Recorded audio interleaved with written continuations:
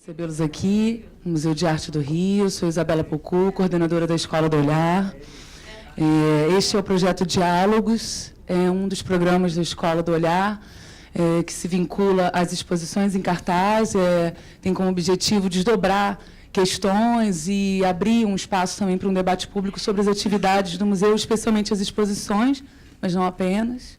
Então, hoje a gente tem os Diálogos com Tunga, uma exposição muito especial que está em cartaz no museu. Está recebendo a convite dos curadores da exposição, Luísa Duarte e Evandro Salles, diretor cultural do museu, Paulo Sérgio Duarte e Valtércio Caldas. À tarde a gente vai receber Lia Rodrigues e Sérgio Bruno Martins, que já está aqui conosco. Então, um grande prazer. Eu vou passar a palavra para o Evandro, vai começar uma apresentação para a gente. Obrigada. Boa tarde a todos e a todas. Queria agradecer a presença de todo mundo. É um prazer enorme abrir esse nosso encontro, ter a presença do Valtércio, do Paulo Sérgio, a quem eu agradeço muito o nosso convite de participar dessa tarde para discutir a obra do Tunga. Nós achamos que seria muito importante realizar uma exposição do Tunga nesse momento, pois havia, a última exposição do Tunga no Rio de Janeiro ocorreu em 2006, no Jardim Botânico. Houve o falecimento dele e o Rio de Janeiro não repensou, apresentou, colocou a obra do Tunga, um dos artistas mais importantes do país e, sem dúvida, que tem uma relação com a cidade estrutural fundamental. A história dele, apesar dele não ter nascido aqui e apesar de ele colocar uma versão que ele nasceu nos dois lugares, em Pernambuco e no Rio de Janeiro, simultaneamente, que é uma versão absolutamente interessante e pertinente, se nós vamos pensar uma obra que pensa os duplos, que trabalha com os duplos a todo momento. Então, a relação dele com o Rio é fundamental, naturalmente, com o universo da arte no Rio. E nós nos sentimos profundamente felizes por poder realizar essa exposição e ter a colaboração fundamental do Instituto Tunga. Nós queria agradecer ao Antônio a colaboração imprescindível e que possibilitou nós desenvolvermos a exposição a partir de uma abordagem específica que pensamos desde o começo apresentar uma abordagem diferente, inclusive, da exposição que foi realizada no MASP, no sentido de tomar o desenho e o texto como fatores fundamentais do processo de criação, de invenção do Tunga. É interessante porque, apesar dele desenhar todo o tempo, dele tomar o desenho, dele usar o desenho como fonte dos processos de construção dele, a obra de desenho é muito menos conhecida, né, do que a obra de escultura, de performance, etc. Então, nós optamos, junto com a Luísa, por abordar a obra a partir desses dois aspectos, tomando as constelações, entendendo a obra como um conjunto de constelações de ideias oriundas dessas duas fontes, e optamos, então, por construir a exposição dessa forma, a partir dessas estruturas constelares de ideias baseadas no universo de texto e de desenho. E não foi uma exposição na qual nós pretendemos fazer não é uma retrospectiva, apesar dela apresentar de forma mais ou menos cronológica um conjunto grande e substancial da obra do Tunga, desde a primeira exposição realizada no ano de 1974. Né? E, por nossa sorte, esses desenhos estavam exatamente no Instituto Tunga, nós em ótimo estado de conservação. Nós, então, tivemos acesso a esse universo que estava quase todo reunido no Instituto Tunga. Então, eu queria fazer apenas uma rápida introdução a essa nossa tarde. Novamente agradecer a presença de todos, principalmente de nossos palestrantes, que vão dar, tenho certeza, algumas visões muito importantes, que são pessoas que acompanharam o processo da obra do Tunga, o processo criativo do Tunga durante décadas, e acho que nos vão poder dar informações muito importantes para a nossa experiência da obra do Tunga. Queria passar a palavra para a Luísa. Obrigado. Queria também agradecer a todos que vieram, né, numa tarde de quarta-feira, ao mar. Queria agradecer muito ao Valtércio Caldas e Paulo Sérgio Duarte. Agradecer mais uma vez ao Evandro por ter me chamado para fazer em dupla com ele essa curadoria. Eu vou aproveitar a oportunidade, obviamente que essas duas mesas, tanto a do Valtércio e do Paulo Sérgio, como a do Sérgio Martins e da Lia Rodrigues, visa expandir a compreensão do trabalho do Tunga, fazer com que, né, talvez até a gente consiga dar conta de certos aspectos do trabalho do artista que a exposição não contempla. Nessa mesa tem duas pessoas que foram muito próximas do Tunga ao longo de toda a vida dele, então, né, inevitavelmente a gente vai ter um ponto de vista de um crítico e de um artista que tiveram muito próximos. Durante o processo de realização de pesquisa para essa exposição, eu convidei o Paulo Sérgio e o Valtércio para irem no Instituto Tunga, no acervo, para que eles pudessem olhar conosco desenhos do Tunga dos anos 70, porque, né, é um material que, pelo menos para mim, era praticamente desconhecido. E, então, eles também, enfim, fizeram parte desse processo.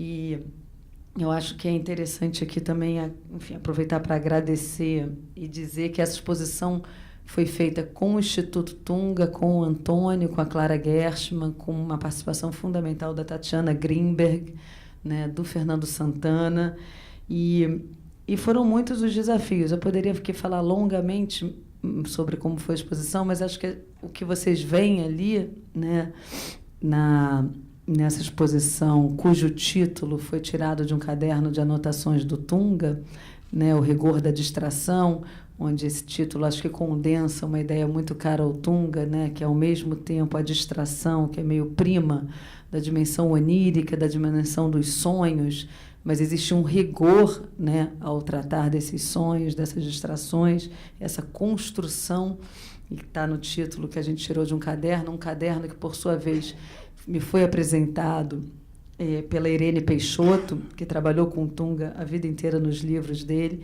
Então, foi uma exposição feita cercada de muita gente, que a gente entendeu que o Tunga, infelizmente, não está mais entre nós, não vai ser mais como era com o Tunga vivo, uma exposição dele. Então, existem outras maneiras e talvez outros sentidos também que possam se abrir para a compreensão e para a maneira de mostrar a obra do Tunga, né?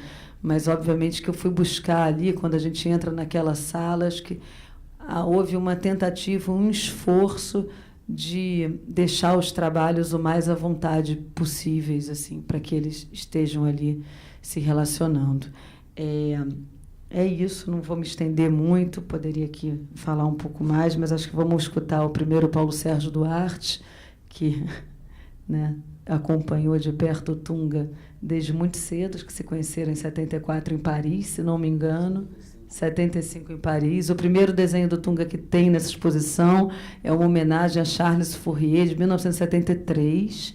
O Tunga tinha, então, eu acho, 21 anos. E os últimos desenhos datam de 2015, para vocês terem ideia. É um longo percurso que está ali. Então, e depois a gente passa a palavra para o Valtércio. Muito obrigada mesmo pela presença de vocês. Bom, eu quero agradecer ao Museu de Arte do Rio de Janeiro, o MAR, ao Evandro Salles e à Luísa Duarte, minha filha, né, por esse convite, por estar aqui. E eu vou dar um depoimento mais pessoal, não propriamente uma análise da obra, mas a análise de uma relação produtiva de trabalho que eu tive com o Tunga para minha formação enquanto crítico de arte. Agora a Luísa me botou em dúvida a minha memória se foi em 74 ou 75, mas foi logo depois que ele fez a exposição aqui no Museu de Arte Moderna, a primeira exposição individual dele, que ele foi para Paris. E nós nos encontramos, e esse encontro, para mim, eu acho que eu nunca relatei publicamente isso. Ele me apresentou os trabalhos, eu vi logo que eu estava diante de uma inteligência poética fora do comum, fora da curva, acima da curva, e perguntei o nome dele. Mas qual é teu nome? Ele disse Antônio José de Barros Carvalho Melo Mourão. Quando ele disse isso para mim, caiu toda uma história familiar e do Brasil na minha cabeça. E eu procurei esconder aquele instante, aquele kairos, aquele agora dele, não reagir, mas imediatamente eu vi a história, a biografia de Tunga instantaneamente. Ou seja, ele era filho de uma das gêmeas do Guiar, filho da Leia, da Maura, neto do senador Barros Carvalho, e filho de Gerardo Melo Mourão, que era afilhado de casamento do meu tio, por parte materna, mais novo, Antônio de Castro Pinto, que foi padrinho de casamento do Gerardo e da Leia.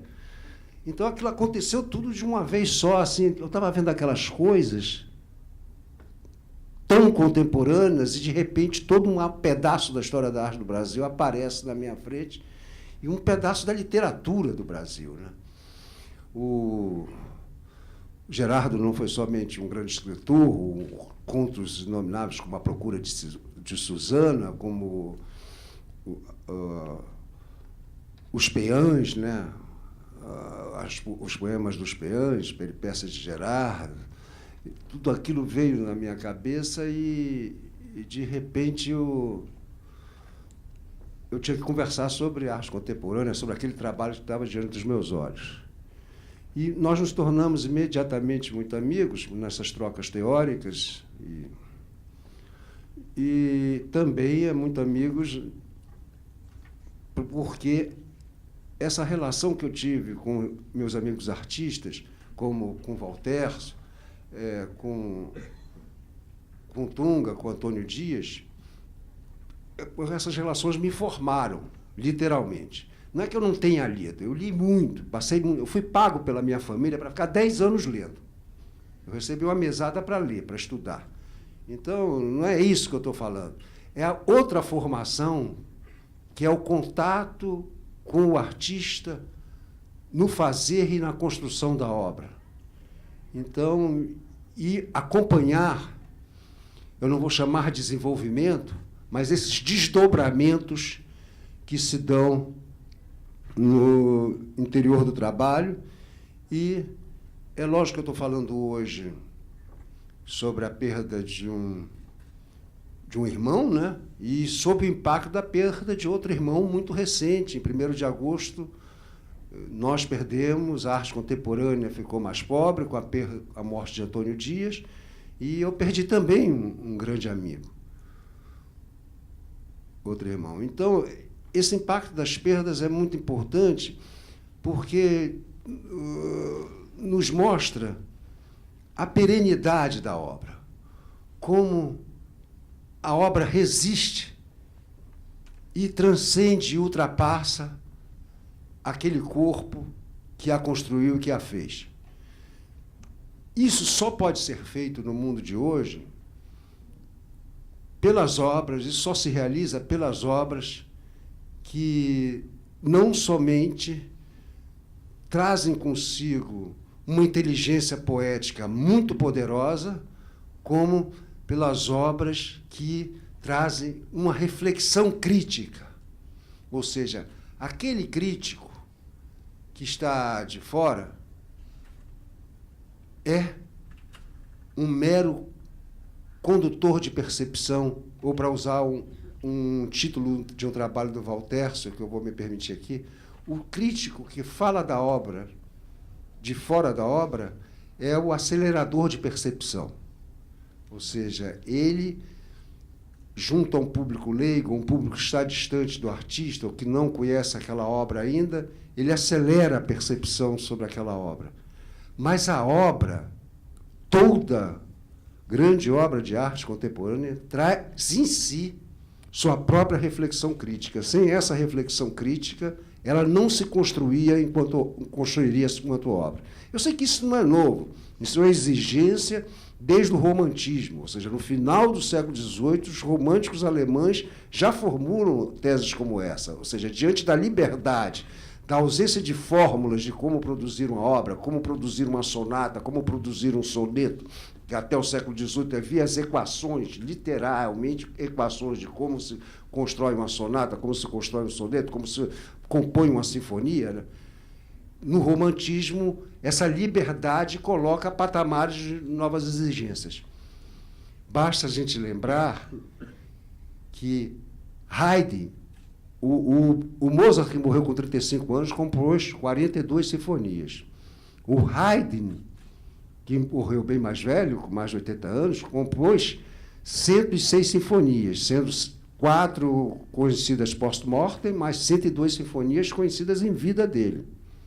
Com essas exigências do romantismo, quando aparece essa reflexão crítica sobre a própria obra, Beethoven consegue produzir 9 sinfonias.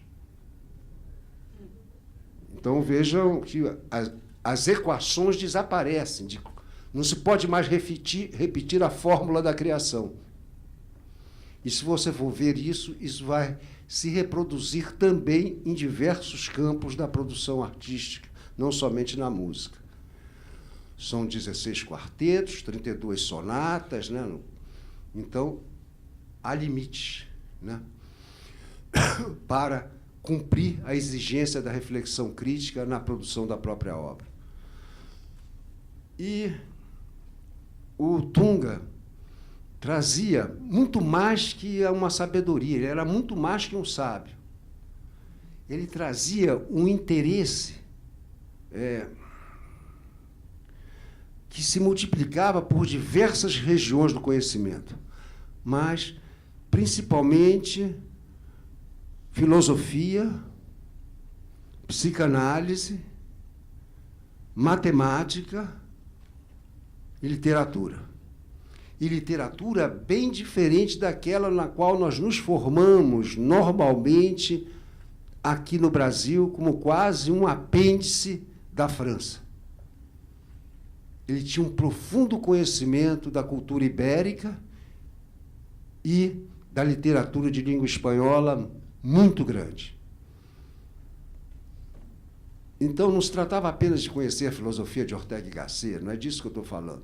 Tratava-se de conhecer obras literárias que vinha desde o poema Alcide até as mais recentes conquistas de Borges. E ele conhecia muito, ou seja, o trafegar em outros ambientes poéticos, que não aquele das artes visuais, fazia parte do seu exercício experimental. O Tunga tem uma anedota muito conhecida, que quando se visitava o ateliê dele, ele dizia, ai, que bom aqui você poder ter todo esse espaço para produzir. Ele apontava a rede e dizia, mas é ali que eu crio. Ou seja, ele criava enquanto estava pensando, deitando na rede.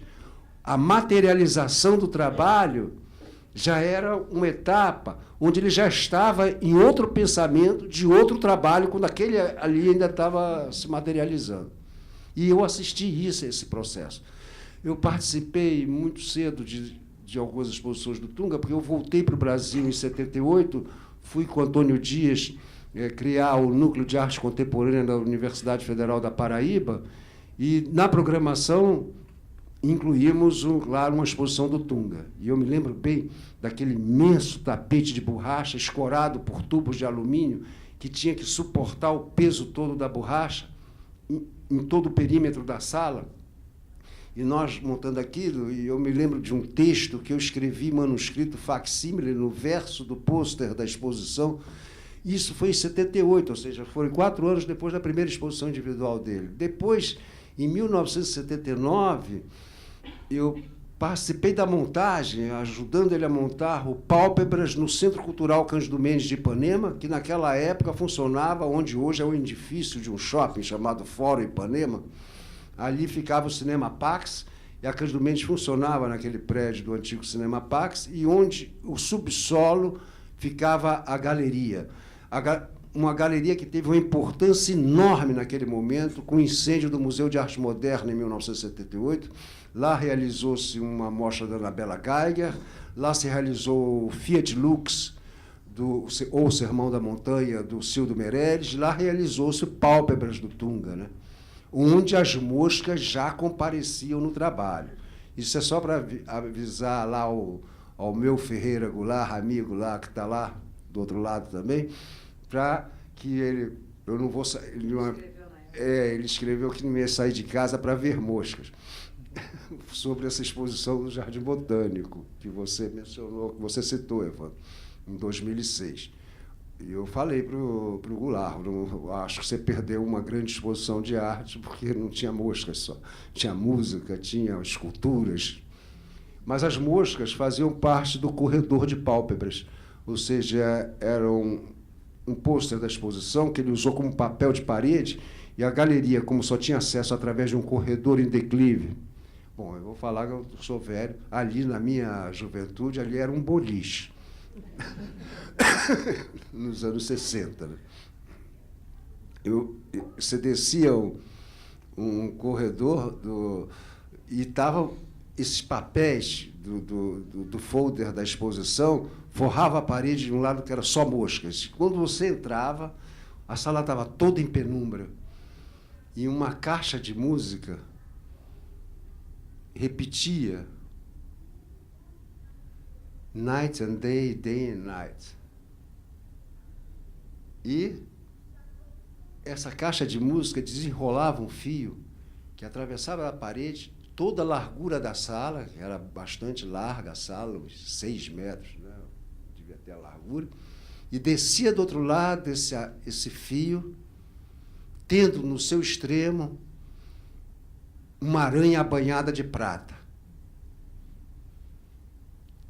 De um lado tinha 2 lâminas de borrachas espessas, uma de cada lado. No meio, esse comutador de luz que, quando a aranha tocava, alterava toda a iluminação da sala. Enquanto a sala estava com uma lâmpada ultravioleta e uma lâmpada infravermelha atrás das borrachas, de repente, com o toque dessa aranha, a sala se iluminava para uma iluminação normal, incandescente. Quando a aranha voltava a se levantar, voltava a iluminação do ultravioleta e da infravermelha. O pensamento de um movimento constante, mas, sobretudo, daquele animal que se alimenta das moscas, refletia uma poética que eu gostaria de dar um salto no tempo na obra do Tunga. Há sempre aí o fenômeno de algo que se alimenta do outro. Se vocês observarem, um grande salto, depois a gente teve a experiência no Espaço ABC, em 1980, também foi um projeto que eu coordenei, né? Na época eu não queria o título de curador, eu chamava que eu era o coordenador do projeto, e botava no catálogo por ordem alfabética toda a equipe, sem designar as funções de cada um dos membros. Eu era um tópico equalitarista, mesmo na instituição. Aí você vai ver os catálogos, estão lá ordenados por ordem alfabética, a equipe, sem designar a função de cada um. Agora, o Tunga participou com diversas esculturas, e uma delas está nessa exposição do mar. Aquele borrachão, onde ele degola a borracha que está amarrada, forma-se, liberta-se então um corpo planar para concentrar a parte degolada nesse gesto violento no chão amarrada, tensa. É uma escultura que se multiplica por duas e constrói uma unidade através das relações dos fios e da luz de novo. Essa exposição ele fez em 1980 no Espaço Arte Brasileira Contemporânea, da Funarte, ainda no Parque da Catacumba, onde também Voltaire participou lá, com a televisão fora do ar. Bom, eu quero dar um pulo na obra do Tunga para lembrar certas inversões numa tradição que o Tunga produzia e que fazia parte dessas estratégias de pensamento, né? Que é, por exemplo, nós vivemos ainda sob o mito e a égide de que para ser moderno no Brasil tem que ser antropófago. Devorar o outro e devolvê-lo sob uma forma nova, né? Para mim, esse negócio, eu já escrevi sobre esse assunto, me causou criaram certos adversários. Para mim, a prática da antropofagia, sem teoria, foi realizada nos Estados Unidos da América pela geração que construiu o expressionismo abstrato. Se você observar o desenvolvimento da obra de um Jackson Pollock, você vai ver um exercício antropofágico, né?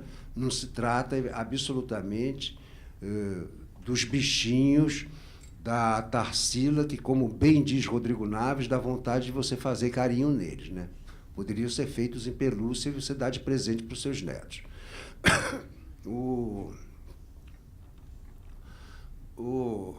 No caso quando você vê um desenvolvimento de um Pollock, você assiste a uma antropofagia. Ele devorando o Miró, devorando o Picasso, devorando a cultura indígena americana e devolvendo numa escala inteiramente nova até chegar no dripping, que é a contribuição original dele naquele instante da história da arte. Então, nós aqui teorizamos, como bons descendentes de portugueses, mas não praticamos. Eu falo descendente português no melhor sentido da palavra, ou seja, no sentido pombalino da palavra, do iluminismo português, da grande literatura portuguesa. Nós escrevemos muito bem, mas procura um artista à altura de Camões na história da arte portuguesa, procura um artista à altura de Eça de Queiroz, procura um artista à altura de Camilo Castelo Branco na história da arte portuguesa, você não vai encontrar, né? Um artista à altura de Fernando Pessoa. Não existe. Então, há um campo de produção poética que é na literatura portuguesa muito forte, que não repercute na experiência visual. E o que o Brasil vai conseguir é exatamente, e a obra do Tunga e de artistas como Valterço Caldas e Antônio Dias, para falar apenas em alguns da minha geração, vão manifestar claramente, é que nós fomos capazes de dar dimensão visual bem além do que herdamos do nosso colonizador. O Tunga é uma manifestação dessa, e por isso eu quero pular para 2005. Enquanto nós falamos em antropofagia, o Tunga espreme cérebros. Não se trata de comer o corpo do outro, mas de espremer o cérebro do outro, retirar o suco do pensamento. Ou seja, na exposição de 2005, que no Louvre, que hoje a escultura está em Inhotim, A Luz de Dois Mundos, um tipiti, dois elementos da cultura tipicamente local, brasileira. Ele jamais gostaria de uma leitura política desse tipo, Tunga, mas o tipiti é um instrumento que os índios brasileiros usam para tirar o veneno da mandioca. Mas um tipiti gigantesco em fios de aço, no A Luz dos Dois Mundos, espreme réplicas de cabeças de esculturas de civilizações antigas que pertencem ao acervo do museu onde ele está expondo A Luz dos Dois Mundos. Ou seja, ele produziu réplicas de esculturas que pertenciam ao acervo do Louvre, de civilizações antigas, e o tipiti espreme. Isso, por baixo, esse espremer os cérebros de antigas civilizações, tem uma contrapartida, né? Que é a contrapartida da destruição do colonizador, né? Numa imensa rede de dormir, e aqui é importante lembrar, né, não custa nada lembrar, que rede de dormir, nós falamos em português rede de dormir.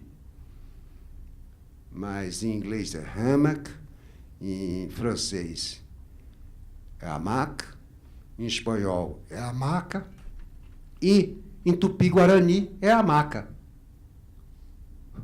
Os estrangeiros adotaram o nome indígena que nós não adotamos. Isso aprendi lendo Câmara Cascudo, um livro chamado Rede de Dormir. Né? Mas tem uma imensa rede de dormir, onde tem um gigantesco esqueleto degolado e carbonizado. Esse balanço entre a rede de dormir, onde jaz o esqueleto degolado e carbonizado, ter essa contrapartida em espremer o cérebro do colonizador, das civilizações que colonizaram outros continentes.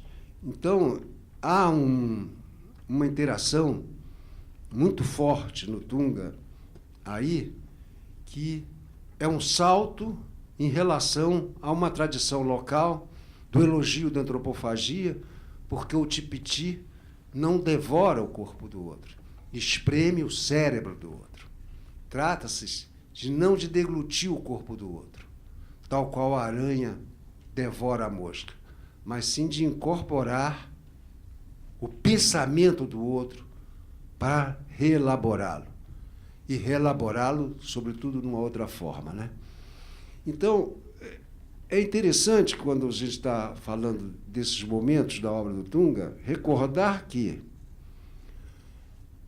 isso é feito porque trata-se do desenvolvimento de um poderoso pensamento visual, que essa exposição aqui, que está aqui no mar, é como eu queria demonstrar como existe um pensamento visual absolutamente independente de um pensamento lógico, formal e verbal. Ou seja, pensar a imagem, pensar a linha, pensar o trajeto sobre o papel é um pensamento absolutamente desligado de tudo aquilo que ele era capaz de verbalizar. E ele era um mestre em verbalizar ficções em torno de sua própria obra, né? Quando eu quis lembrar aqui, nesse extremo que ele está trabalhando com feltro, com borracha, aliás, as esculturas de borrachas, como essa que eu citei aqui, que está presente nessa exposição, São João Batista, porque é degolado, né? O ato, ele degola, literalmente. Quando eu citei, é importante lembrar que ele já está pensando no contrário disso.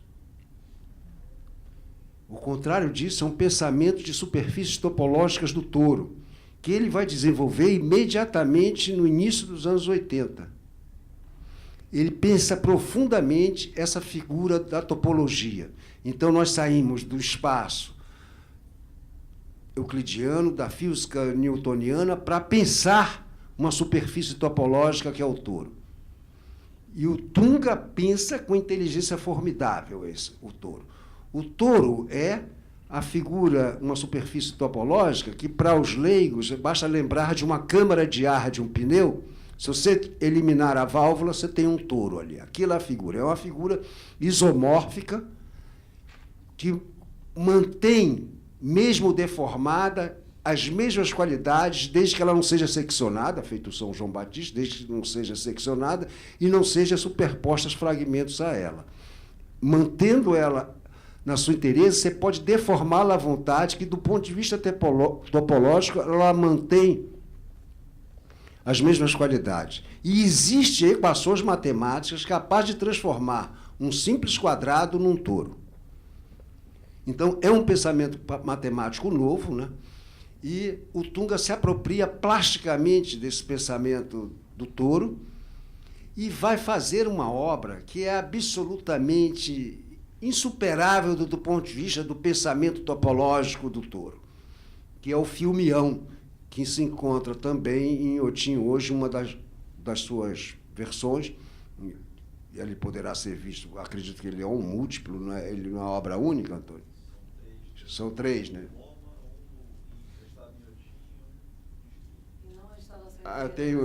Tem um do Instituto, tem um em Inhotim e tem um no MoMA.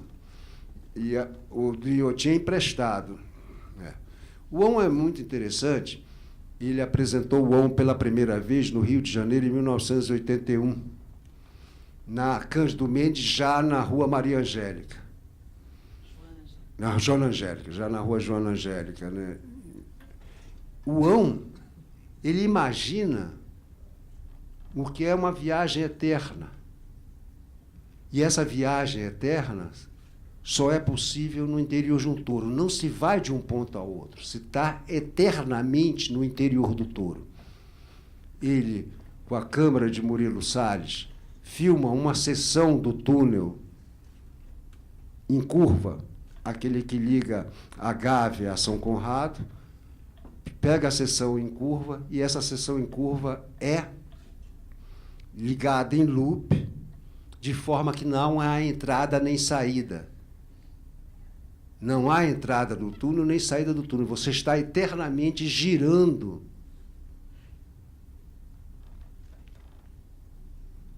em torno do touro. Você está no interior de um touro.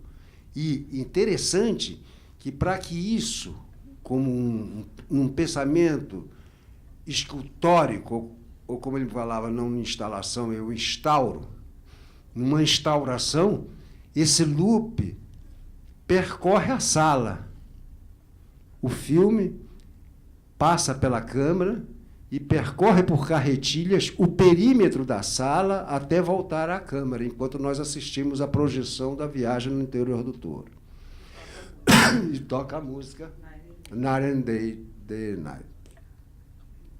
Agora, é importante lembrar que nessa questão de pensar o touro, pensar a superfície isomórfica, que guarda essas propriedades, mesmo sofrendo deformações, o Tunga vai exercitá-la também em termos materializando em ferro fundido, em esculturas de diversas escalas, numa exposição que ele realizou ainda da Galeria Raquel Babenco, na Avenida 9 de Julho, atual Raquel Arnaud, naquela época Raquel Babenco. Então, o que eu queria lembrar dessas experiências que eu tive é que as conversas com o Tunga, e eu sempre um pouco, ele puxava sempre um pouco além do trabalho, né? Além do que estava materializado. Ele já estava produzindo e duvidando se tinha alcançado o resultado que queria e já pensando no próximo trabalho. Ou seja, o Tunga praticava permanentemente a suspensão das certezas. praticava permanentemente a suspensão das certezas. Ele duvidava e duvidava muito do resultado do seu próprio trabalho. E, fora daquelas performances, onde ele atuava maravilhosamente bem nas performances, e a Lia, que foi coautora com ele, vai estar aqui hoje, né, vai poder falar muito melhor do que eu dessas experiências, o Tunga, na intimidade, na relação com os amigos, na relação comigo, pelo menos, ele exercitava o tempo inteiro a dúvida sobre aquele trabalho. Ele mostrava, não, mas olha, isso aqui não está bem pensado. Não pode funcionar assim.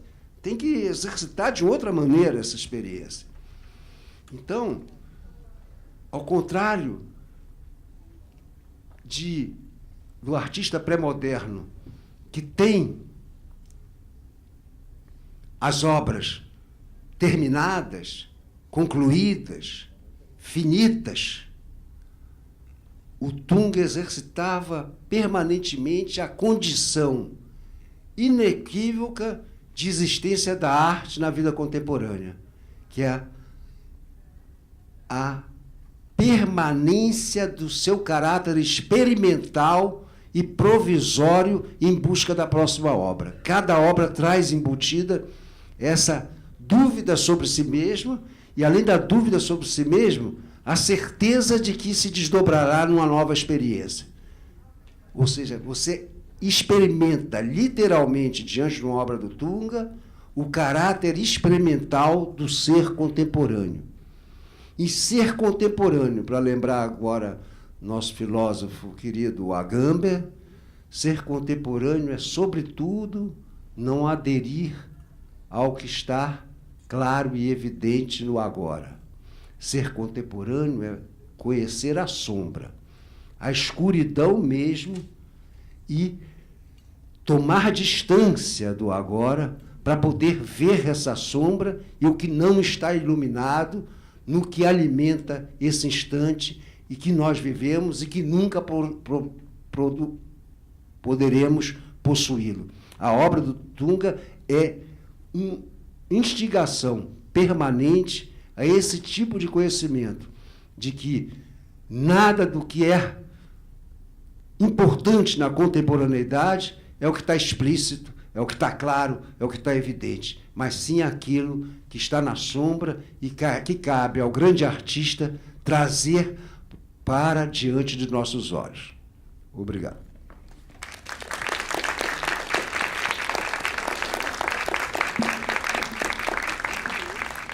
Boa tarde. Paulo Sérgio tornou muito difícil a minha modesta colaboração aqui nessa mesa. E, enquanto ele brilhantemente falava sobre questões que são fundamentais na obra do Tunga, eu me lembrei, como num filme que não para nunca, eu me lembrei da primeira vez em que eu o conheci.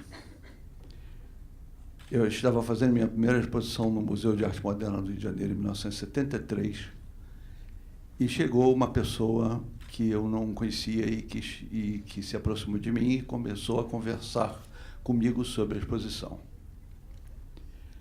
Eu confesso a vocês que eu nunca tinha ouvido alguém falar com aquela propriedade e com aquela audácia sobre as obras de arte. E isso me impressionou muitíssimo. Eu acredito que talvez nós tenhamos ficado amigos naquele momento simplesmente pela gravidade. Quer dizer, nós dois, de uma certa forma, fomos em direção um ao outro com toda a necessidade que nós tínhamos de um encontro desse tipo. E quando eu vejo o Paulo Sérgio falar de todas essas questões que foram tratadas profundamente pelo Tunga, eu me lembro que várias dessas questões estavam realmente prementes naquela época em que nós não tínhamos nenhum tipo de, digamos, de diálogo nem com a crítica, nem com as pessoas que frequentavam as exposições. Me parece que nós vivíamos num mundo que estava para ser fundado. E nós nos reconhecemos nessa dificuldade, na dificuldade de tentar pensar a arte de uma forma completamente diferente naquela situação. Nós nos encontramos e nunca mais deixamos de nos encontrar. Nós nos tornamos praticamente também, como o Paulo Sérgio, irmãos, mas melhor que irmão, porque era um irmão escolhido. Era uma pessoa que você escolhe por motivos absolutamente necessários e fundamentais. Eu tenho algumas dezenas de histórias com o Tunga e gostaria de compartilhar com vocês de algumas delas que me parecem ser significativas. Uma vez, o Tunga, quando eu o conheci, ele morava na casa dos pais. E como o Paulo Sérgio falou, o Gerardo Melo Mourão era um intelectual de altíssimo nível, um grande escritor, um homem de uma cultura imensa, e sempre me pareceu que, conversando com o Tunga, parece que ele tinha o tempo todo escutado as reuniões que aconteciam na casa dele, onde vários intelectuais conversavam, e ele talvez tenha absorvido de uma forma completamente, absolutamente densa, toda aquelas milhares de questões que circulavam naquela casa. E um dia ele marcou comigo na casa dele e eu cheguei, a empregada disse que ele estava dormindo no quarto. E eu entrei nesse quarto para encontrá-lo e ele estava dormindo e eu não o acordei. E observei o quarto. Talvez o Gerardo tenha sido a única pessoa que eu conheci que tinha a enciclopédia Spazzakalp completa. A enciclopédia Spazzakalp era, na realidade, um objeto absolutamente impressionante.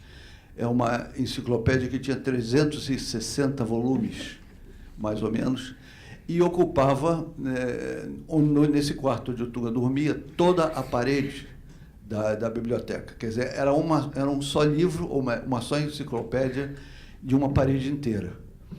E essa cena me pareceu interessante lembrar para vocês o que significava aquele jovem, porque éramos todos jovens na época, e dormindo numa sala onde existia uma biblioteca, uma enciclopédia Spazzakalp. Talvez tenha sido essa uma questão que o Tunga teve que superar. E essa superação exigia muito esforço e muita qualidade intelectual que ele certamente tinha de sobra. Mas isso não significa que isso não fosse difícil. Isso não significa que, naquele momento em que nós estávamos começando, as dificuldades eram tão grandes que nós brincávamos dizendo que nós éramos alternativos porque a gente não tinha alternativa. E o momento era um momento tão complexo e exigia tamanho esforço de todos nós que não era exatamente, ou pelo menos não existia exatamente na época, uma situação tão simples como se, por exemplo, uma nova geração estivesse substituindo uma geração anterior, ou se nós, jovens artistas, tivéssemos que fazer um manifesto ou um novo ismo para substituir o ismo anterior.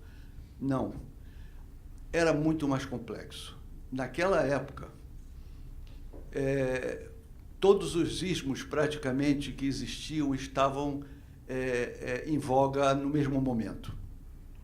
O surrealismo, o dadaísmo, o construtivismo, o futurismo, o neoconcretismo, a nova figuração, o minimalismo, a arte povera, tudo naquele momento estava aparecendo ao mesmo tempo. E cabia, de certa maneira, a nós, se assim o quiséssemos, e nós o quisemos, de tentar entender essa dificuldade imensa de tentar entender como funcionaria aquele sistema todo, né? Ou como funcionaria aquela quantidade enorme de informações que chegavam, cada uma dessas informações chegava com uma positividade, Havia algo positivo na pop, havia algo positivo na mínimo, havia algo positivo na arte conceitual, havia algo positivo no surrealismo. Tudo isso era pertinente e não era tão simples assim, nós simplesmente partimos para outra, porque não havia outra. De certa forma, esse outro tinha que ser criado. Me lembro outra vez de uma conversa que nós tivemos, em que nós chegamos à conclusão de que, se nós chegássemos num problema absolutamente sem saída no nosso trabalho, a única alternativa que nós tínhamos era inventar alguma outra coisa. Quer dizer, a invenção era uma possibilidade, era a única possibilidade para escapar dessa complexidade toda. Me lembro de um outro fato que me impressionou muito, que foi a forma como me impressionou a maneira como Tunga lia, ou pelo menos se comportava em relação às leituras.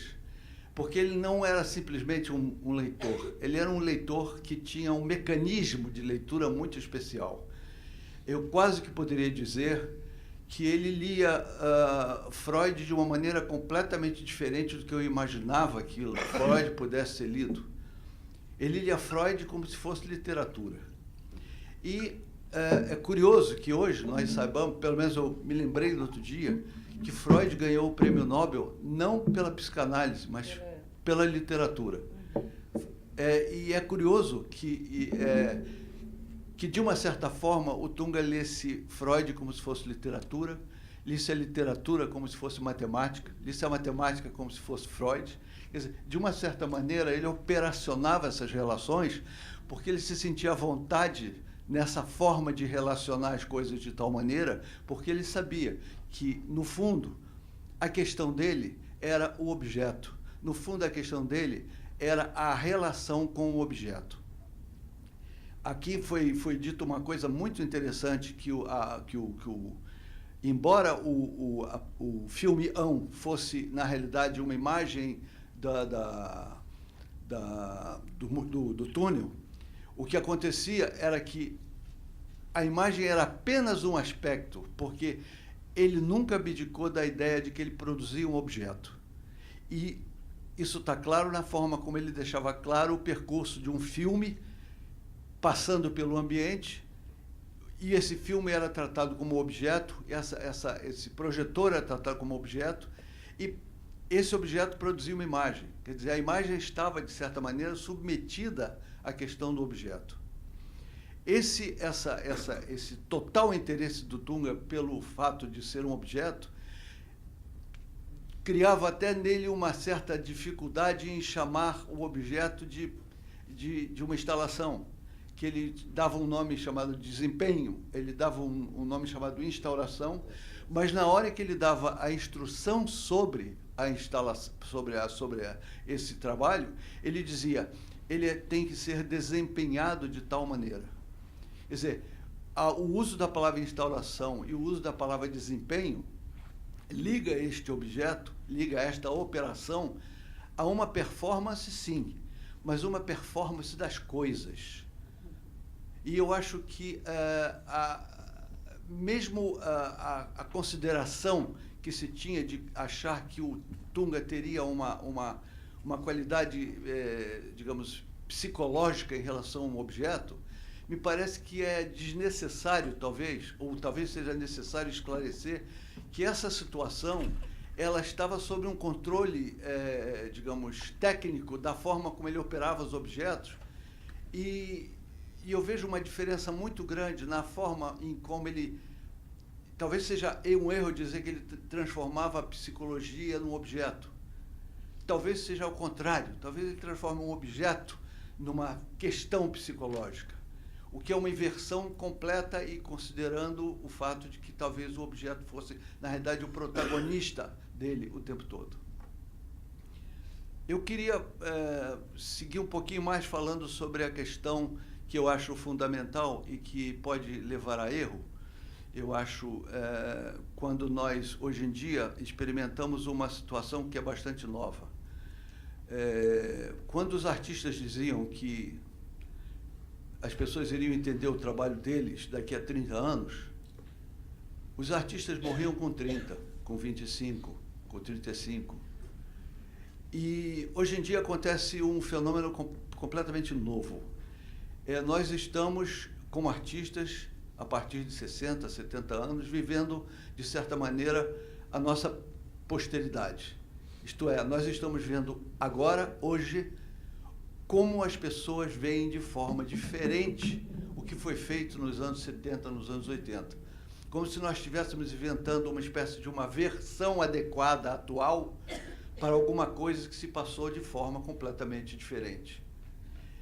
E eu acho que é fundamental lembrar isso, porque eu acho que, embora o Tunga não esteja aqui no momento, quer dizer, ele não tenha sobrevivido, mas ele viveu de alguma maneira esse momento, ele viveu de alguma maneira a deformação que poderia acontecer na posteridade para realizar, para entender coisas que são difíceis de serem entendidas.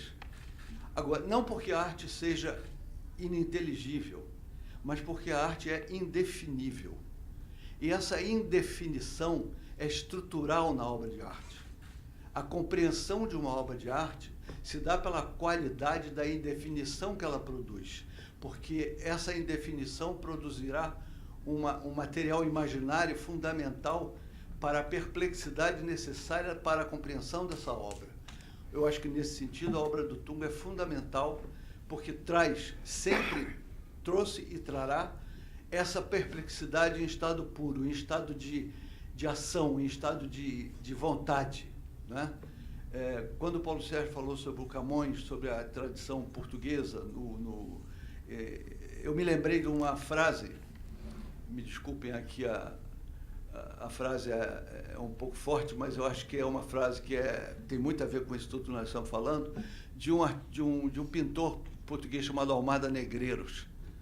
E o Almada Negreiros dizia uma frase que era a seguinte: eu nunca repeti um orgasmo. E eu acho que alguma coisa disso tem a ver com o que nós estamos falando aqui.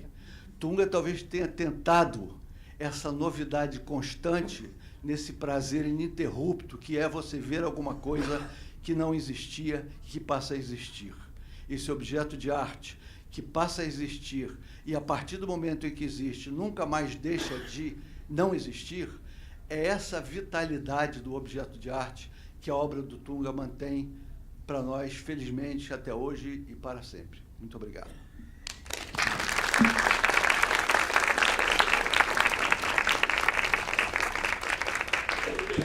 Muito obrigada, Paulo Sérgio, Valtércio. Eu acho que a gente abre agora para perguntas do público. Quem quiser perguntar. Olá, boa tarde. Eu queria saber, Luísa, como é que foi esse processo da curadoria a quatro mãos? Qual o seu nome? Alice Granato. Como foi o processo da curadoria? O processo da curadoria foi um processo muito rico, como o Evandro falou. O Evandro já tinha a ideia desse eixo dos desenhos, que eu achei um ótimo ponto de partida. Ao longo do processo, a gente concentrou nossos esforços na pesquisa do acervo, e, a partir dessa pesquisa no acervo, a gente foi traçando diálogos com outras linguagens. Você vai ver na exposição que você já deve ter visto, tem esculturas, tem filme, tem fotografia, tem esses textos ficcionais de que o Paulo Sérgio falou, além de uma presença forte de trechos de entrevistas do Tunga, do pensamento do Tunga, que, como os dois falaram, o Tunga era um homem que se expressava de uma maneira muito clara, muito viva, muito inteligente.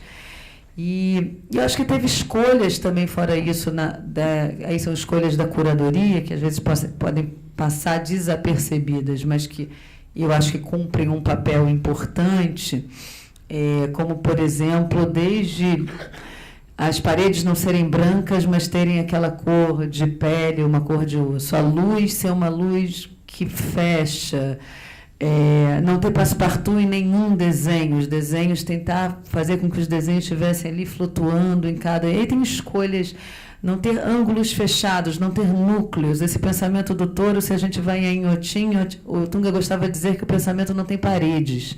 Então tem uma ideia também de uma circulação na exposição que não feche, obedecendo um pouco a essa lógica do contínuo que era tão cara ao artista. Aí são várias decisões que a gente vai tomando em comum com a curadoria, com a arquitetura, e que se deu, mas eu acho que valeria a pena falar um pouco, já que a exposição, acho que não sei se o Paulo Sérgio ou o Valtércio, dos desenhos do Tunga, como é que vocês acompanhavam, se essa, enfim, se o Valtércio poderia falar um pouco dos desenhos, né? O Valtércio que tem uma intimidade com isso. E como é que foi? Como foi os primeiros desenhos que você viu? Como que você enxerga esse né, o Tunga conhecido como escultor, mas com esse desenho que perpassa a obra dele por inteiro? Talvez a pergunta aprofundar mais um pouco, quer dizer, como é que você vê o processo do desenho dentro da obra dele, nem da obra, mas do processo de construção da obra, né? Como é que você vê o papel do desenho, né? E eu queria também propor, até em relação a isso, essa palavra instauração, de alguma maneira, ela remete a uma leitura lacaniana do Freud, no sentido da inscrição do significante, que é parecida ao jogo de significante instauração, que ele pega de instalação, e inscrição, que eu acho que vem exatamente da marca que está tanto no texto como no desenho. Quer dizer, a palavra, a letra e o traço como instaurador de um processo, né? Você acha que isso tem a ver com a questão em si do desenho, basicamente em relação a ele?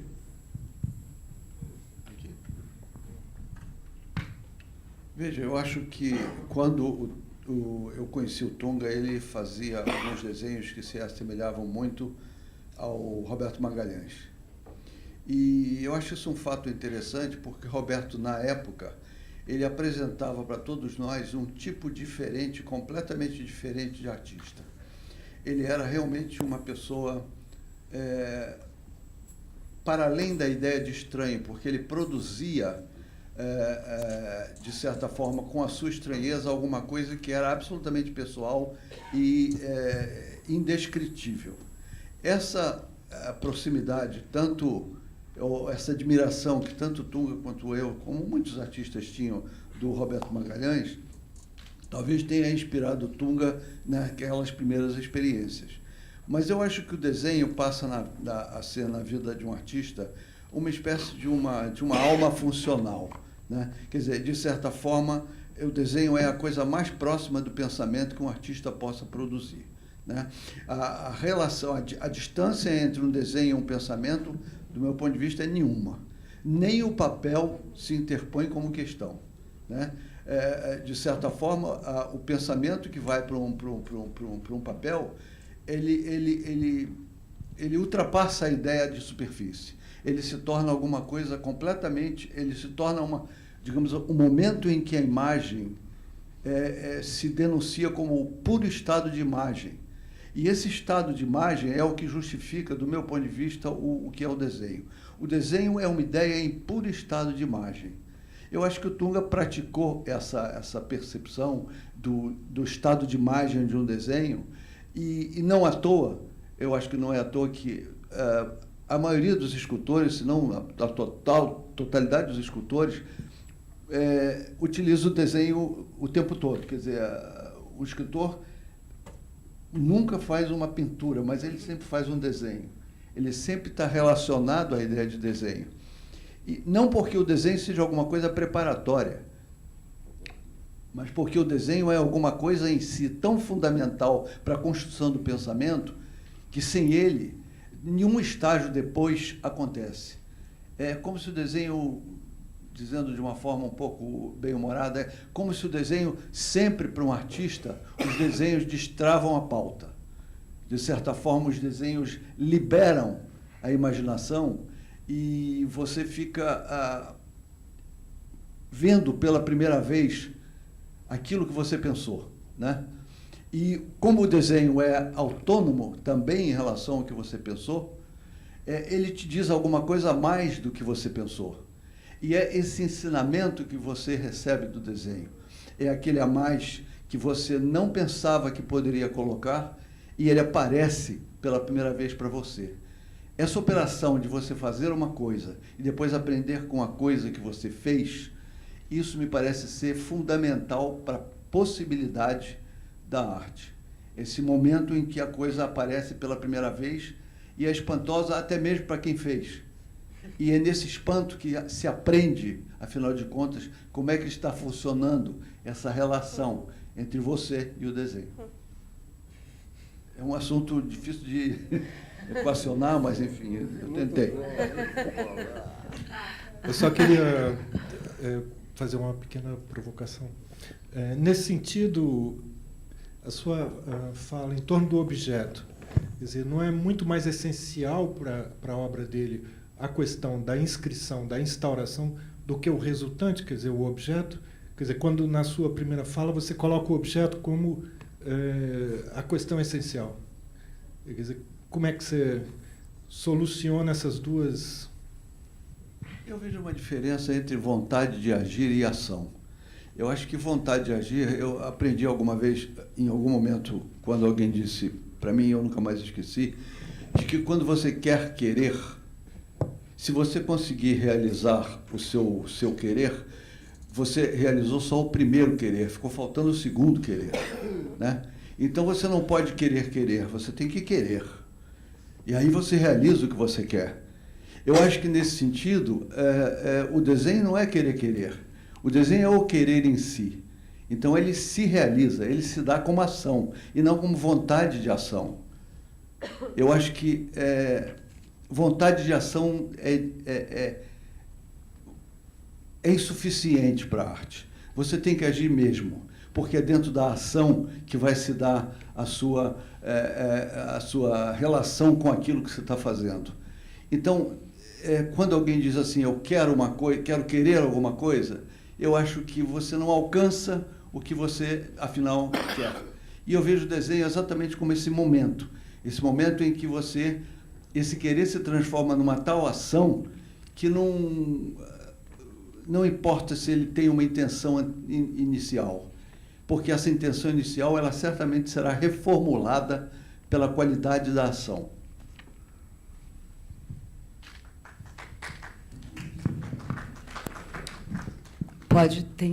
Tem um microfone passando para levar para ela? Olá, boa tarde. Me identifiquei muito com a fala do Valtércio.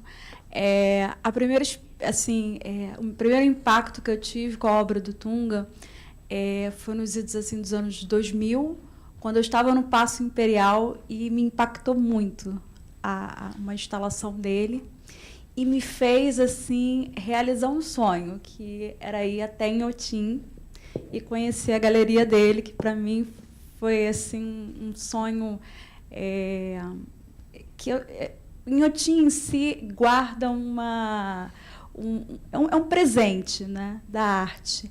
E o que me tornou assim mais viva ali é a curiosidade de saber o que Tunga estava pensando. E quando o Valtércio disse, né, da questão que o tempo passa e como que se dá a interpretação, o que exatamente o artista quis com aquela obra. E a minha preocupação maior com todas essas questões que estão acontecendo com relação à cultura do nosso país no momento presente, com relação ao incêndio do Museu Nacional, até gostaria de perguntar exatamente para a curadora como vai ser esse processo de enaltecer, né, e manter viva a chama de Tunga. Como que eu tenho uma curiosidade de saber como que será preservado esse patrimônio, né, que o nosso país merece, né, que a gente tem que tanto enaltecer, que a cultura brasileira ela merece sim de um tratamento especial e merece ser sempre preservada. A gente tem que ter amor pela cultura e por melhores oportunidades de manter a nossa cultura viva. Muito obrigada. Você tem alguma pergunta para eles? Eu queria saber mais assim, do processo, como curadora mesmo, como que vai se dar essa preservação da obra dele. Eu tenho uma sorte muito grande, que é o fato de ter crescido ao lado do Tunga, graças ao meu pai. Quando eu nasci, o Tunga já fazia parte da minha vida, como o Valtércio. Então, eu tenho essa sorte. E eu fui fazer mais ou menos o que o meu pai faz. E aí eu tive uma outra... Enfim, a gente perdeu o Tunga, mas a obra dele ficou. E eu tive a sorte do Evandro me chamar para fazer essa exposição. E eu estou tendo, ao longo dessa exposição, feita... A Tatiana, não sei se já estava aqui, quando começou, mas feita numa parceria total com o Instituto Tunga, com a Tatiana Greenberg. O que eu estou querendo dizer? Eu acho que eu estabeleci, a partir de agora, com essa exposição, um vínculo com a obra do Tunga, que é um vínculo que não termina de forma alguma com essa exposição. Eu não quero mais me desvincular de alguma maneira, estudando, pensando outras exposições, livros, enfim, estando perto da obra do Tunga e deixando isso, enfim, levando isso adiante. Na verdade, a responsabilidade sobre isso está com o Instituto Tunga, que está aqui representado pelo Antônio Mourão, filho do Tunga, que, em parceria com a Clara Gershman, estão começando esse trabalho, que é um longo trabalho. Eu acho que está em boas mãos, acho que há muito a ser feito. Mas acho que nos cabe isso, nós, críticos, curadores, pesquisadores, porque uma obra de um artista não depende, ela precisa realmente, a gente tem experiências disso, né? Dependendo de como você a coloque no mundo, depois que o artista sai de cena, muda, não basta só colocar no mundo, existe todo um cuidado e toda uma maneira de se fazer isso. Eu acho que a gente, mal ou bem, foi feliz aqui nessa maneira de apresentar o Tunga, esse recorte da obra do Tunga. Mas a chama do Tunga é vivíssima, até porque o Tunga, como tudo que foi falado aqui hoje, é muito impressionante, muito impactante a quantidade de camadas que a obra do Tunga nos dá a pensar. É realmente algo poderosíssimo, e que você não enxerga o final, é como um touro, você não sei o início nem o fim, você realmente tem um mundo. Então, o que a gente pode dizer é isso, sobre a cultura no Brasil. Eu acho que essa mesa aqui, eu confesso que o foco nosso é a exposição e o Tunga, mas que o Instituto Tunga está fazendo todos. Aliás, a gente vai ter um catálogo da exposição, enfim, essa exposição vai estar bem registrada, enfim, todos os esforços para que isso aí se dissemine. Mais alguma pergunta ali na ciência? Oi. Eu não conheço muito o Tunga e eu quero aproveitar essa oportunidade para perguntar se ele considerava os desenhos dele como obra de arte e se ele imaginava que teria uma exposição sobre os desenhos dele. Ele imaginava como obra de arte. Tem uma série do Tunga muito interessante final dos anos 70, onde ele faz uma paródia da série Massacres, do Masson, que é muito interessante. São desenhos de uma força incrível, com aquele traço, onde ele faz a paródia do Masson, 4 figuras se repetem. Um enforcado, um homem se masturbando, um esfaqueador. Ele produz essa série em diversas situações diferentes, repetindo essas imagens, sempre com o traço da citação do Masson. É muito importante. Olha, Tunga é filho de um tradutor de Parmênides. Eu tenho na minha biblioteca o Parmênides bilíngue traduzido pelo Gerardo. Então, o Tunga sabe absolutamente que o André Breton só admitiu a possibilidade do surrealismo nas artes visuais depois de ver os desenhos automáticos do André Masson. Ele está relendo um momento inaugural de um capítulo da história da arte, trazendo para a contemporaneidade e de uma forma muito contundente, com muita força, com muita dificuldade de o olhar leigo, embrutecido do homem comum suportar olhar aqueles desenhos. Vai haver imediatamente uma reação. Então, o Tunga tinha o Voltaire já falou do significado do desenho, eu não poderia falar de forma nenhuma, acrescentar nada, e eu aprendi muito ouvindo o Voltaire. Mas, seguramente, o desenho era um exercício permanente de arte do Tunga. Ele tinha pilhas. Pilhas. Ele não fazia desenho, fazia pilha de desenho. Ele fazia pilhas de desenho. Então, seguramente era arte. Só para informar a pessoa que perguntou, ele expôs, não é a primeira vez que são expostos desenhos dele. Ele expôs várias vezes, mas essa exposição ela acentuou, digamos, ela reuniu de forma mais vigorosa a produção de desenho, né? Mas ele expôs muitas vezes desenhos durante toda a carreira dele, né? Junto, só desenhos. Aliás, a primeira exposição dele foi só de desenho, né? Porque esses desenhos que estão aqui, né? A primeira exposição não tinha escultura, só tinha desenho. Chamava o Museu da Masturbação Infantil, com o texto do M.D. Magnum, psicanalista, que já indica a relação dele. Eu queria só fazer uma observação para outra pessoa que fez uma pergunta. Você falou assim, o que o artista quis dizer? Acho que a fala do Voltaire sobre a questão do desenho esclarece muito essa questão. O artista não quer dizer, ele constrói um dizer, que às vezes ultrapassa a ele próprio, em todos os sentidos. Então ele não tem ali uma coisa, um objetivo que ele quer expressar com o desenho ou com a escultura. Aquilo é um instrumento de construção de um mundo, de uma outra realidade. Então ele não, dessa realidade aqui, ele não pode saber o que ele quer. É uma realidade construída através desse instrumental da arte. Então o artista nunca sabe o que ele quer antecipadamente. Se ele souber, aí fica ruim, né? Aí estraga o trabalho. Quando o trabalho é ruim é porque ele sabia antes o que ele queria dizer. E acho, só para completar também, para não esquecer, eu acho que sobre a transmissão, a permanência da obra do Tunga viva, eu acho que não é à toa que eu chamei aqui, a gente convidou o Paulo Sérgio e o Valtércio.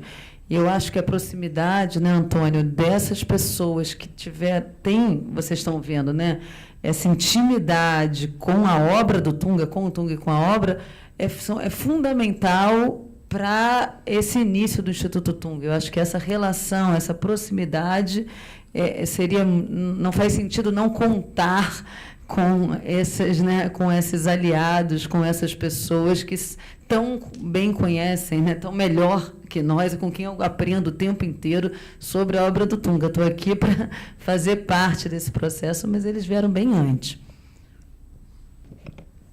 Posso falar? Eu queria fazer uma pergunta, acho que para todos da mesa, quem se sentir mais à vontade. Eu só quero dizer que uma parceira fundamental, a Poliana Quintela, foi minha assistente, nossa assistente nesse processo de curadoria, e realmente ganhamos uma outra pessoa que certamente vai estar aí ao lado da obra do Tunga durante muitos anos. Foi um prazer, e um prazer ouvi-los também. Eu faço uma pergunta para a mesa, para quem se sentir mais à vontade. Há quem ressalte uma certa fragilidade ou dificuldade de um pensamento surrealista no Brasil, né, na tradição da arte brasileira. E, no entanto, o Tunga traz esse pensamento surrealista com muito vigor, né, um pensamento muito vigoroso. Queria saber como que vocês identificam ou percebem essa singularidade surrealista do Tunga em relação à tradição da arte brasileira ir a essa hipótese de que há essa fragilidade ou dificuldade de um surrealismo no Brasil? Eu acho essa pergunta muito importante, porque realmente o problema não é o do surrealismo no Brasil. Tem surrealismo no Brasil há muito tempo. O problema é a qualidade do surrealismo do Tunga. Entendeu? Que ultrapassa o patamar de um certo surrealismo de periferia, que é muito praticado. Até hoje, desde a minha infância, eu vejo quadros surrealistas no Brasil. Mas a questão é o patamar alcançado pela obra do Tunga, né? É lógico que está ligado àquilo que o Walters falou, quem lê Freud como uma obra literária, né? Agora, não deixa de ser um leitor de Freud. Por mais que leia como literatura, e todo mundo sabe que Freud era um grande escritor, né? Basta ele que tem a experiência doméstica da leitura de Lacan e de Freud em casa, o Evandro, sabe muito bem a diferença de qualidade entre ler um texto de Freud e ler um texto de Lacan. Eu li Lacan, sublinhei meus écrits, tudinho, cedinho, sei o seminário, a carta roubada de cor, sei aquelas coisas todas. Agora, você vai ler a interpretação dos sonhos do Freud, é um prazer imenso. É diferente.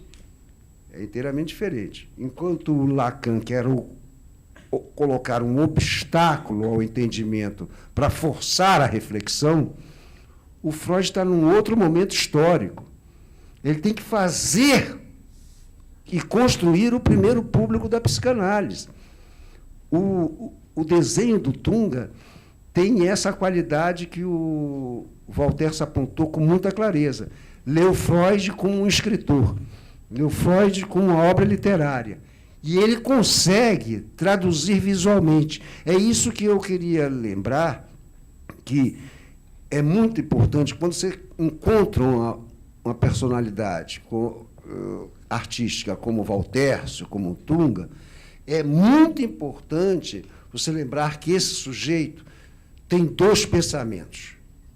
Aquele que mora na linguagem verbal e que ele articula muito bem, o Walters é um mestre nisso. Agora, não se esquecendo que não é essa linguagem verbal que vai permitir a materialização dos objetos a que ele se referiu. É um pensamento visual. Quando eu falei do pensamento visual, é que ele é autônomo.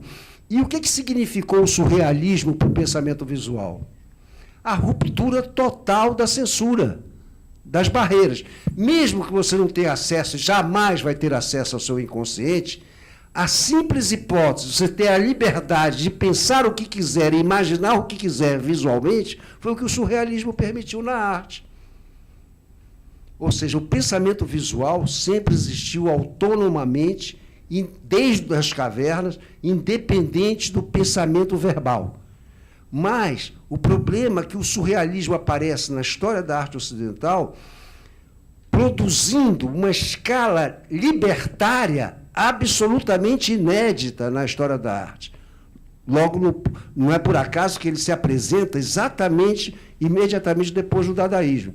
Enquanto o dadaísmo tinha força política e queria fazer anti-arte para negar uma situação de institucionalização da arte, com seus templos, seus sacerdotes, os críticos e curadores, seus santos, os artistas, para negar essa situação, o surrealismo vai um pouco adiante.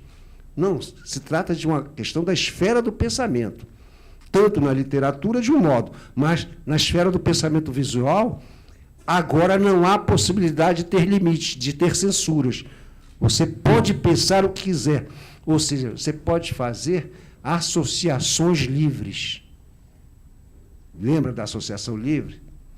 Agora, é preciso ter o olhar livre para poder perceber as associações livres que estão sendo pensadas visualmente. A contrapartida da associação livre é a livre escuta, ou atenção flutuante, né? Que é aquela que está presente na situação clínica.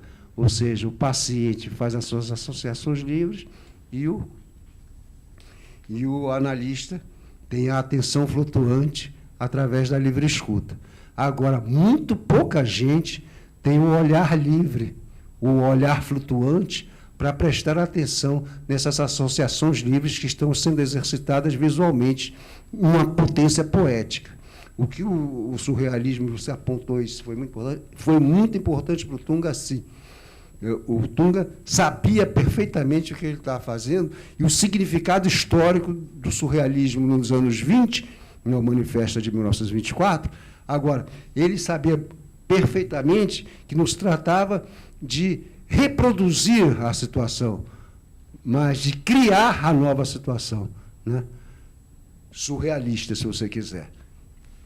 Ou de acessar o próprio inconsciente, independente da história imediata, né? Então, nesse sentido, a metodologia da rede, eu acho que é fundamental e está totalmente relacionada com o Freud, com esse abrir portas para o inconsciente, né? No sentido de que esse estar meio dormindo, meio acordado, esse estado flutuante, né? Onde exatamente é possível o surgimento desse universo que ele se apropria, né? Desculpa. Fala, Walter. Não, eu só queria acrescentar o que o Paulo Sérgio disse, uma coisa que eu acho fundamental. Na realidade, o surrealismo era muito generoso. Era generoso na medida em que ele comportava desde um Salvador Dalí até um Arpe, desde um Max Ernst até um Giacometti. O surrealismo não era um ismo. O surrealismo era uma espécie de maneira de dizer não aporta mais. Quer dizer, talvez o surrealismo tenha sido a primeira hora em que o homem percebeu que podia tirar o material do seu trabalho de dentro de si e não do mundo. Eu acho que os artistas passaram muitos, eu acho que alguns séculos, olhando para fora e tentando interpretar o lado de fora. Na realidade, o surrealismo diz o seguinte: o que nós temos dentro de nós pode ser uma fundação, pode ser uma possibilidade. Se o dadaísmo disse haja ruptura, o surrealismo chega e diz ruptura não é suficiente. Precisamos encontrar um terreno novo, encontrar uma nova coisa. E eu me lembro que alguém disse uma vez que o Freud descobriu o inconsciente da mesma forma que um arqueólogo uma vez descobriu Troia. Ele, lendo livros, ele chegou à conclusão, pelos livros que ele tinha lido, que Troia poderia existir naquele exato lugar na Grécia. E ele chegou e disse assim: pelos livros que eu li, se vocês escavarem aqui neste lugar, e isso era uma planície, vocês vão encontrar as ruínas de uma cidade. Eles escavaram e encontraram a ruína de uma cidade de Troia. Quer dizer, e alguém disse que o Freud tinha achado o inconsciente dessa mesma maneira. Eu acho que, nesse sentido, o fato de que o Tunga tenha lido o surrealismo via Bataille, via Georges Bataille, é fundamental para a compreensão disso. O Bataille era já uma dissidência surrealista. Quer dizer, o Bataille já pensava o surrealismo criticamente. Ele não adota o surrealismo do André Breton. Ele vai via Bataille, ele vai pela curva que o Bataille faz, no sentido de devolver ao momento crucial um valor que o surrealismo sistematizava. E o Bataille reagiu contra essa sistematização, produzindo uma nova possibilidade. Só para acrescentar aí o que a gente... Eu acho que talvez a Poliana perguntasse um pouco de como, não sei se vale, eu tenho que ser acrescentado aí, mas de como, se num panorama ou num contexto de uma arte brasileira produzida naquela época, onde esse surrealismo do Tunga era um acento um pouco singular e fora da curva, como que era, se era uma questão ou não, como era assimilado esse sotaque tão próprio barroco surrealista do Tunga em meio a mesma colega de geração que talvez não, ou não era, não era digno de nota isso. Pelo visto, não. Veja bem, eu acho que o surrealismo não é o que eu quis dizer foi que o surrealismo não é uma coisa só. O surrealismo não é uma coisa assim que você pode, não é um ismo, não é uma coisa que você diga o surrealismo. Eu acho que poderíamos dizer que existem vários tipos de surrealismo. E em alguns deles, talvez o Tunga tivesse uma relação com eles, em outros não. Então, é nesse sentido, quer dizer, não se pode dizer que o surrealismo foi um ismo, que foi que foi um maneirismo de estilo. Não é. É uma outra coisa muito mais vasta, é uma possibilidade aberta, como disse Paulo Sérgio. Eu queria contar uma anedota. Conta-se que uma vez o Salvador Dalí encontrou o Freud. E tinha quadros deles expostos nesse encontro. E o Salvador Dalí disse para o Freud: eu queria saber o que o senhor pensa do meu inconsciente. Ele disse: não me interessa em nada seu inconsciente, eu só quero saber o que em você é consciente.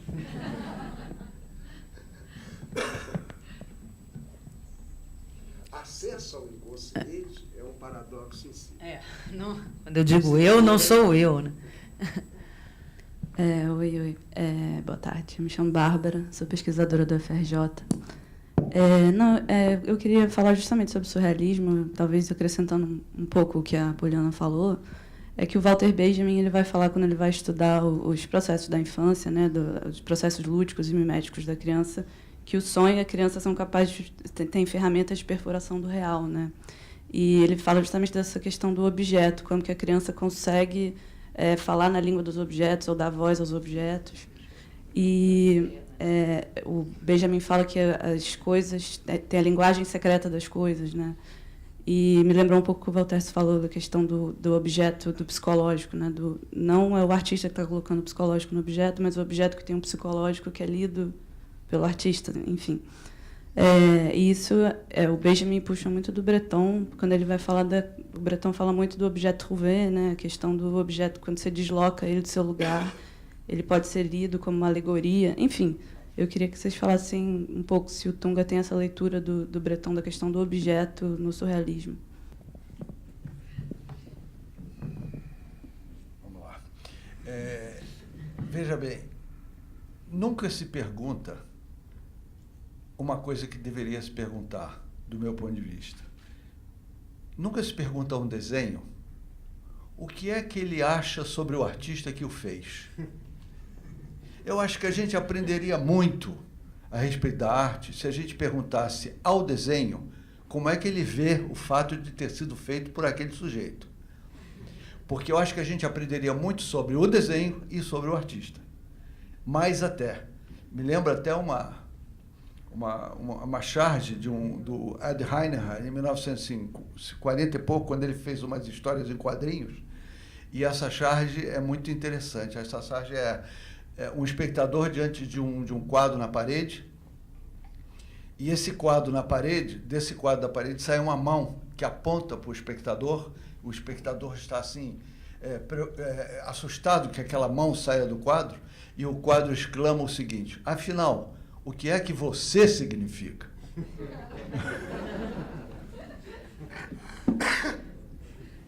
Olha para o cabelo. Para o Paulo, para o Walter, assim, mais qualquer um. Fazendo essa relação da obra do Tunga com o surrealista, mas também tem o Duchamp também, né, como acho que uma influência importante. E, além disso, um cara que influenciou, pelo jeito, o Duchamp também, que é o Raymond Roussel, que eu acho que o Tunga também era muito ligado. Se vocês poderiam falar um pouco dessa influência do Raymond Roussel. É isso que eu falei, né? O Raymond Roussel está no campo verbal, né? Faz parte do conhecimento verbal do Tunga, né? O Voyage en Afrique e Nouvelle Voyage en Afrique, seguramente o Tunga leu. Aliás, é muito importante o que o Walter falou, que o surrealismo vem já elaborado e reelaborado pelo Bataille, quando o Tunga vai trabalhar essas questões surrealistas, né? O Duchamp tem dois Duchamps, né? O Duchamp do Grande Vidro e tem o Duchamp dos Ready-Mades. Você sabe, claro, o Cabelo está cansado de saber, o Duchamp foi um grande enxadrista. Ficava jogando xadrez e vendendo, para se sustentar, os Brancuses que Brancusi dava de presente para ele. Ele vendia um Brancusi, sustentava alguns meses e continuava jogando xadrez, sem produzir nada. Quando perguntaram para ele o significado dos Ready-Mades, ele disse: são os meus peões. Ele não atribuiu aos Ready-Mades o papel de rainha, de torre, de bispo, de rei, nada disso. Eles são os meus peões, as peças de menor valor no jogo de xadrez, né? Então, o Duchamp, o que a pop se apropria de Duchamp é dos peões, os ready-mades. A lata de sopa, a página do jornal, a página da história em quadrinho. Mas, para o grande enxadrista, existe a torre, né? Existe o bispo, existe o cavalo, existe... Então, essas peças têm outro valor. O Tunga nunca está elaborando um peão. Nunca o objeto dele é um peão. Ele está sempre com as peças mestras das jogadas, as que têm mais valor. Isso eu estou falando porque a razão cínica, no contexto de uma sociedade de consumo avançada como os Estados Unidos, conseguiu produzir, literalmente, múltiplos peões de imensa contundência plástica, né?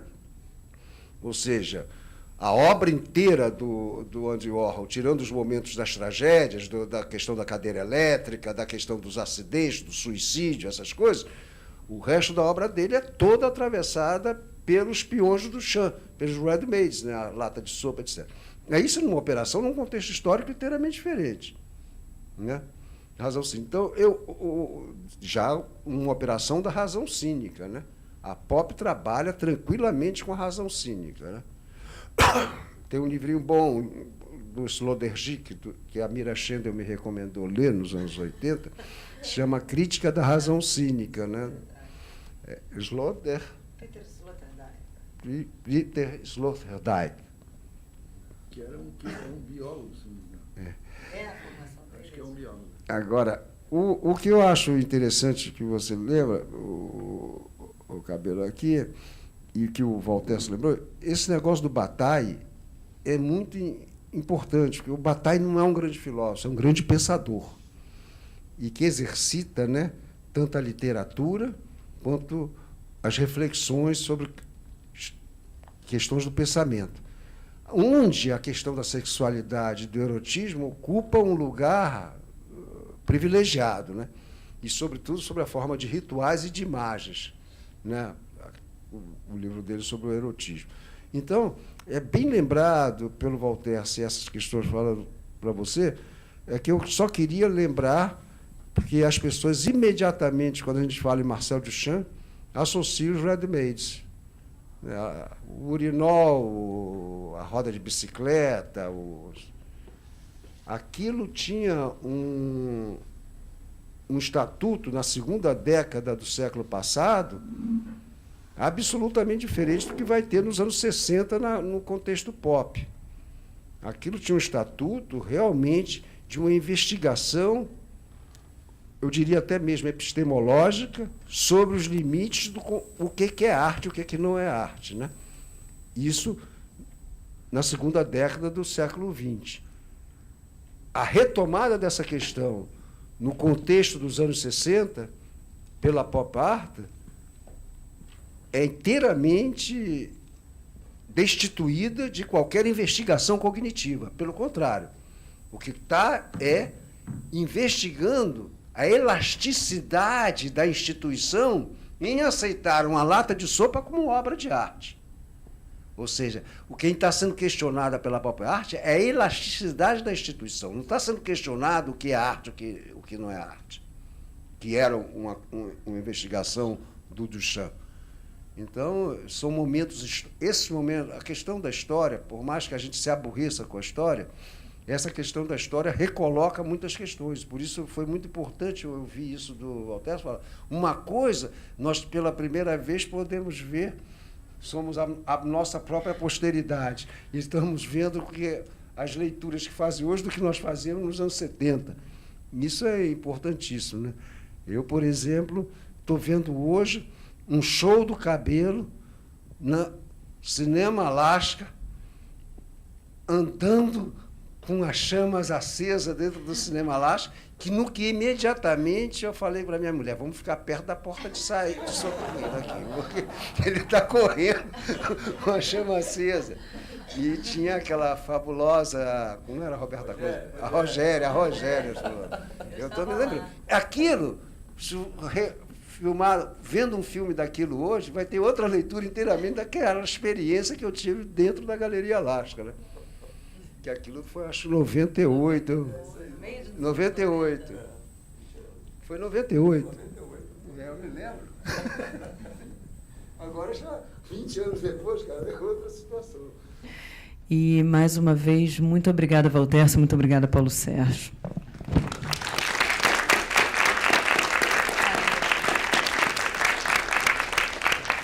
E só para vocês saberem, tudo está sendo gravado e possivelmente a gente vai disponibilizar depois no YouTube.